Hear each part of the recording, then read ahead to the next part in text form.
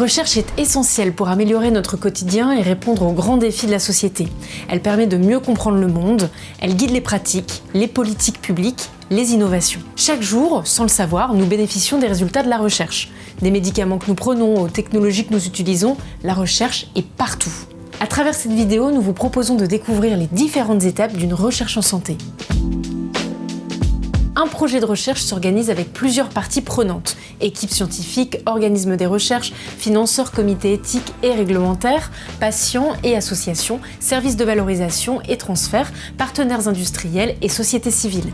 Chaque partie prenante joue un rôle clé dans les étapes de la recherche: questionner, financer, expérimenter, analyser, valider, diffuser et valoriser la connaissance scientifique et enfin transmettre. Première étape, formulation de la question de recherche. La question de recherche est l'élément central de tout contenu scientifique qui expose des recherches et des expérimentations. La question de recherche est le questionnement initial qui précède la formulation d'hypothèses. En règle générale, toute question de recherche commence par une idée de recherche. Pour qu'une idée de recherche devienne une question de recherche, il est nécessaire de lui donner un raisonnement scientifique. Deuxième étape, état des lieux des résultats existants. L'état des lieux des résultats antérieurs permet de situer la recherche à un instant T. Cela permet d'établir un cadre théorique solide et de définir les bases sur lesquelles la nouvelle recherche va s'appuyer. L'exploration de la littérature scientifique et des publications existantes aide à confirmer et à préciser l'idée de recherche. Troisième étape, formulation de l'hypothèse. La question de recherche doit être suivie par des pistes de réponse exprimées à travers des hypothèses de recherche.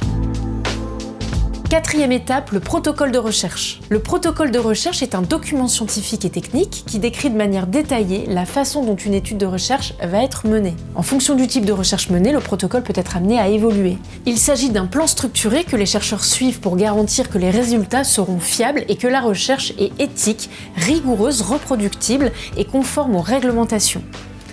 Un protocole de recherche contient généralement le titre de l'étude, les objectifs de la recherche, comme comprendre les effets d'une mutation génétique, évaluer l'efficacité d'un traitement ou de ses effets secondaires, améliorer la qualité de vie.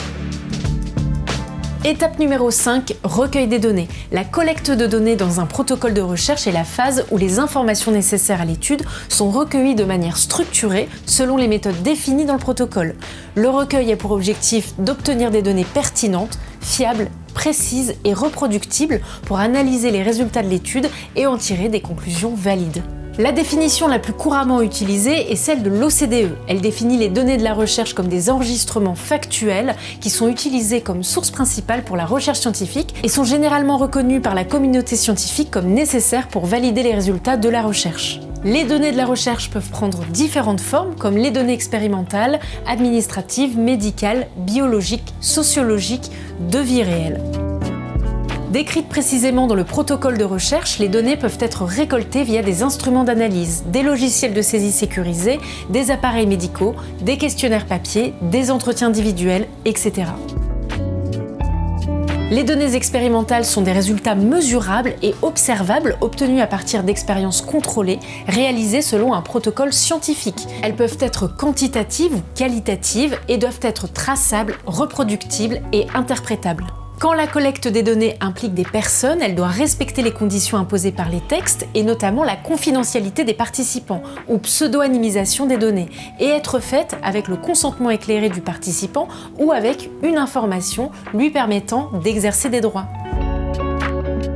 Le Règlement général de protection des données est un texte réglementaire européen qui encadre le traitement des données à caractère personnel de manière égalitaire sur tout le territoire de l'Union européenne, complété par la loi informatique et liberté en France. La collecte de données est une étape clé du protocole de recherche. La qualité de ces données détermine la validité scientifique des résultats obtenus. Elle doit être rigoureuse et traçable. Sixième étape, analyse des données.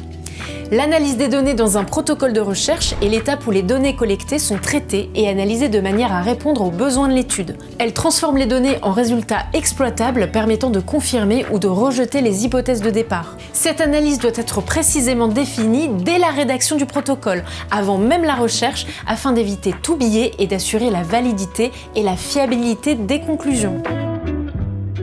Septième étape, diffusion des résultats. La diffusion des résultats dans un protocole de recherche est l'étape finale du processus scientifique. Elle consiste à partager les connaissances acquises avec la communauté scientifique, les professionnels de santé, les décideurs, les participants à l'étude, la société civile, etc. Elle se déroule en plusieurs étapes et permet d'assurer une transparence scientifique, de faire progresser les connaissances scientifiques, médicales et d'utiliser les résultats dans la pratique clinique ou la recherche future. La diffusion des résultats peut passer par des canaux académiques et institutionnels. La première étape consiste en la tenue d'un cahier de laboratoire et la rédaction d'un rapport permettant la description de la méthodologie, le partage des résultats, de l'analyse, mais également les conclusions, les limites et les perspectives de l'étude. Dans un deuxième temps, un article peut être rédigé selon les standards internationaux. Des publications sont aussi possibles dans des revues scientifiques internationales et spécialisées. La diffusion des résultats passe aussi par des présentations orales ou des posters scientifiques lors de congrès scientifiques ou médicaux. Toujours dans le respect de l'éthique, les participants à l'étude peuvent recevoir un résumé des résultats, vulgarisé et compréhensible. Les résultats d'une étude peuvent aussi être partagés au grand public à travers des communiqués de presse, des rapports institutionnels, des tables rondes. À l'issue d'un protocole de recherche, plusieurs types de résultats peuvent être obtenus en fonction des objectifs initiaux, du type d'étude et des données collectées. Chaque type de résultat, qu'il soit positif, négatif ou inattendu, contribue de manière précieuse à l'avancée des connaissances médicales. Il permet d'orienter les recherches futures et d'améliorer la qualité des soins, mais aussi de trouver et de perfectionner les traitements, de mieux comprendre les mécanismes des maladies, de développer des stratégies de dépistage plus efficaces et d'aider les patients à mieux vivre avec leur maladie.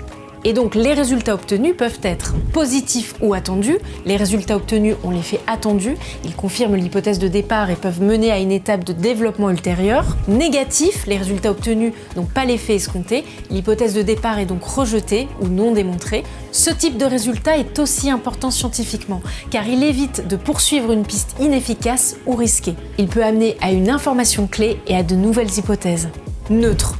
Les résultats obtenus ne permettent pas de tirer de conclusion. Cela peut être lié à un effet faible, non significatif, un échantillon de population observé trop petit ou des résultats contradictoires selon les sous-groupes. Inattendu, des effets sont observés en dehors des hypothèses de départ. Secondaire, que le résultat principal soit atteint ou non, certains résultats secondaires montrent un effet intéressant.